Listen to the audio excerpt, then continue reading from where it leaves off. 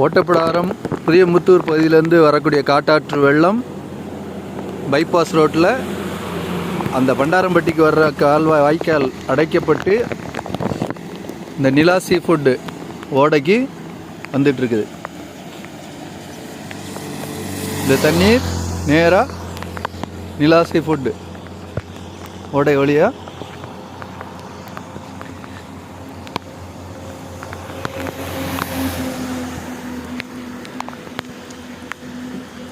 இது பைபாஸ் ரோடை கிராஸ் ஆகுது. பைபாஸ் ரோடு கிராஸ் ஆகி நிலா சீ ஃபுட் பகுதிக்கு அந்த மாவட்ட கலெக்டரை நாங்கள் வடபகுதி குடியிருப்போர் நல சங்கம் சார்பாக சந்தித்து இந்த நிலா சீ ஃபுட் ஓடையை ஆக்கிரமிப்புகள் அகற்றி அந்த ஓடையை தூர்வாரி முறைப்படுத்தணும்னு சொல்லியிருந்தோம்.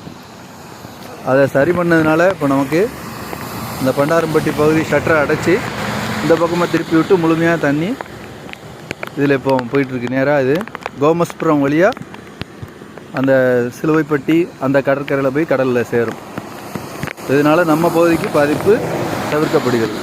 இந்த தண்ணி நேராக அங்கே வந்துச்சுன்னா நமக்கு முத்தமாக காலனி மூழ்கிடும்.